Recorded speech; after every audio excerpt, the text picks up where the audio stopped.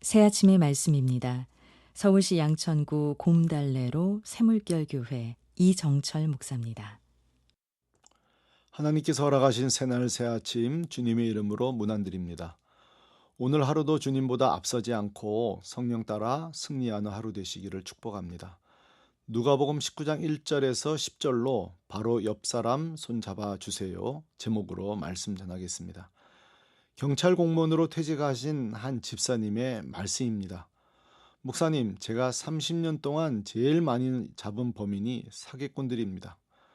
그들을 조사하는 과정에서 하나같이 공통적으로 하는 말이 이 방법이 잘못인 줄 전혀 몰랐습니다. 성공하고 싶어 열심히 살았을 뿐입니다. 라고 말입니다. 사실 이들의 말 두 문장을 연결시켜 보면 이렇게 해석이 나옵니다. 성공하고 싶어 잘못된 방법을 열심히 사용했습니다. 라고 말입니다. 맞습니다. 성공 자체가 잘못된 것도 열심히 사는 것이 잘못된 것도 아닙니다. 다만 성공에 눈이 멀어 잡지 말아야 될 검은 손을 잡은 것이 문제입니다.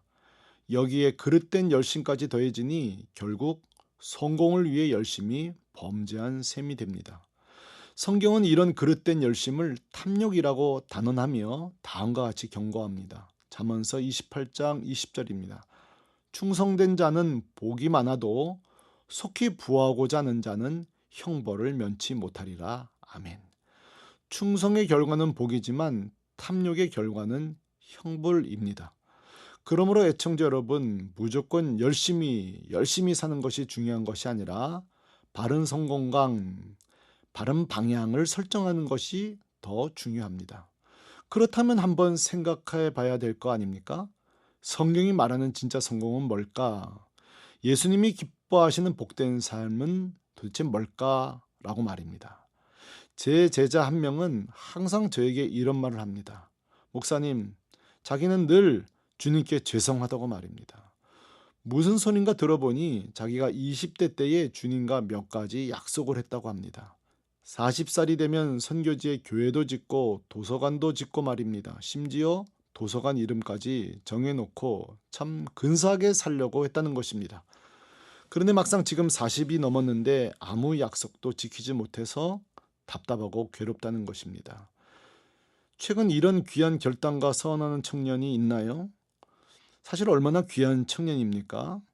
그러나 생각해 봅시다. 주님을 위해 산다는 것, 성경적 성공이 꼭 이렇게 도서관을 짓고 병원, 교회 건물을 몇 채 짓고 자선과 기부의 삶 등 대단한 일만 해야 할까요? 물론 할 수만 있으면 좋겠지만 과연 그것만이 주님이 원하는 삶일까요? 천만에 그렇지 않습니다. 그렇다면 주님이 원하시는 삶이 정말 무엇인지 알아봐야 합니다. 저기 좋은 방법이 하나 있습니다. 그것은 바로 주님이 하루를 어떻게 사셨는지 보면 됩니다. 왜냐하면 주님의 삶은 완전한 삶, 영적으로 모델이 되는 삶이기 때문입니다. 본문 속 예수님은 어떻게 하루를 보내고 계십니까? 여느 때와 같이 대중들을 향해 하나님 나라와 복음에 대해 설교하십니다. 특별히 여리고 지역은 과거로부터 주요 동서무용료를 끼고 있었던 터라 많은 사람들이 북적북적대는 곳입니다. 오늘날로 말하면 핫플레이스입니다. 3절에 보면 사람이 많아 라고 표현한 대로 제대로 대중복음을 전할 수 있는 절호의 찬스가 열린 것입니다. 그런데 그 다음 구절을 보면 예수님 스스로 이 효과적인 절호의 찬스를 무산시키는 행동을 하십니다. 5절입니다. 예수께서 그곳에 이르사 쳐다보시고 이르시되 삭개오야 속히 내려오라 내가 오늘 내 집에 유하여야 하겠다 하시니 아멘. 예수님께서 설교 도중 중단하십니다. 그리고 돌 무화과 나무에 올라가 있는 한 남성에게 말을 거십니다. 심지어 이제 집회는 그만하고 너희 집으로 간다고 말씀하십니다. 이때 6절에 보면 남성이 즐거워하며 내려옵니다만 사실 분위기 파악을 못하는 것입니다. 7절입니다. 무사람이 보고 수군거려 이르되 저가 죄인의 집에 유하로 들어갔도다 하더라. 아멘. 그 사람은 바로 삭개오였습니다. 자신은 주님을 초청하여 좋을지 몰라도 유대인들에게 삭개오는 사실 눈의 가시였습니다. 2절 표현대로 세리장이요 부자였던 삭개오는 당시 로마 공권력과 결탁하여 백성들의 혈세를 약탈하는 혐오의 대상, 원수로 여겨지던 자였습니다. 그런데 설교까지 중단하면서 예수님이 만나주는 사람이 바로 삭개오라니 뿔통이 난 것입니다. 저는 상상력을 발휘해 봅니다. 과연 내가 유명한 집회 강사인데 설교 도중 복도로 나온 한 사람을 위해 내가 설교를 중단할 수 있을까? 한 영혼을 위해 절호의 인기의 기회를 포기할 수 있을까 말입니다. 우리는 여기서 예수님이 누구신지 알 수 있습니다. 예수님은 누구십니까? 많이 모인 대중도 사랑하시지만 바로 옆 한 영혼을 사랑하시는 분입니다. 죄 없이 의롭게 살아온 성도도 사랑하시지만 죄인 하나가 돌아오면 그처럼 좋아 집까지 방문하시는 분이십니다. 예수님은 누구십니까? 대중 앞 멋진 설교자이기도 하지만 사람들에게 욕을 먹더라도 한 죄인의 손을 잡아주시는 분입니다. 요한복음 3장에서도 밤중에 몰래 찾아온 니고데모의 손을 잡아주십니다.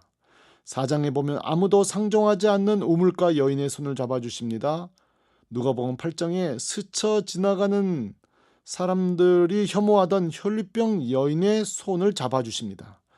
애청자 여러분, 예수님은 온 인류를 구원하기 위해 오셨지만 오늘 하루 바로 옆 사람 손 잡아주시는 분입니다. 사실 예수님은 이 땅에 오셔서 건물을 지으신 적이 없습니다. 건물을 지으신 적이 없지만 사람의 손을 잡아 세우셨습니다. 예수님은 오셔서 교단을 세우신 적은 없지만 한 사람 한 사람 손잡아 공동체를 세우셨습니다. 티끌모아 태산이라고 했던가요? 예수님은 그렇게 한 사람 한 사람을 손을 잡아 12명을 만드시고 70명 전도를 만드시고 120명 마가다락방 기도대를 만드시고 초대교회를 세우셨습니다. 그러므로 예수님의 하루를 통해 배우는 복된 삶, 성공된 삶이란 바로 옆 사람의 손을 잡아 구원하는 것입니다. 그런 관점에서 시인 겸 사상가 랄프 waldo 에머슨의 시 진정한 성공 마지막 부분은 귀담아 들을 필요가 있습니다. 자녀를 키우든 정원을 가꾸든 사회환경을 개선하든 자기가 태어나기 전보다 세상을 조금이라도 살기 좋은 곳으로 만들어 놓고 떠나는 것, 이것이 진정한 성공이다. 에머슨의 시에 가장 적합한 삶을 사신 분은 바로 예수님입니다. 예수님이 오시기 전 세상은 죄와 사망이었습니다. 그러나 예수님이 이 땅에 구원자 아가로 태어나신 후 세상의 죄는 십자가로 해결되었고 사망은 부활로 해결되었습니다. 예수님이 이 땅에 계신 후 세상은 다른 세상이 되었습니다. 예수님이 절망의 마을에 들어 방문하시면 소망과 기쁨의 마을이 되었습니다. 예수님이 불치 환자를 만나면 그전과 다른 건강한 사람이 되었습니다. 예수님이 죽은 자를 만나면 그전과 다른 존재, 사망이 쫓겨나고 생명의 역사가 일어났습니다. 예수님의 삶은 항상 바로 옆 한 사람의 손을 잡아 구원하는 사역이었습니다. 클라리사 핑콜라 에스테스는 미국의 정신분석학자 겸 작가로서 그의 책 늑대와 함께 달리는 여자는 무려 뉴욕타임즈의 베스트셀러 목록에 145주나 남아 있었고 200만 부 이상 팔렸습니다. 그녀는 인간으로서 가장 가치 있는 일을 다음과 같이 말했습니다. 우리의 임무는 세상 전체를 한꺼번에 구원하는 것이 아니라 우리의 손이 닿을 수 있는 부분부터 손을 뻗어 나가는 것이다. 한 영혼이 슬퍼하는 다른 영혼을 돕기 위해 하는 작고 조용한 일은 큰 의미를 갖는다고 말했습니다. 애청자 여러분, 이것이 바로 참 성공이요 가치 있는 삶, 바로 예수님의 삶이었습니다. 오늘 하루 예수님처럼 우리 손이 닿을 수 있는 바로 옆 사람에게 손을 뻗는 삶 되시기를 축복합니다. 아멘. 새 아침의 말씀, 서울시 양천구 곰달래로 새물결교회 이정철 목사였습니다.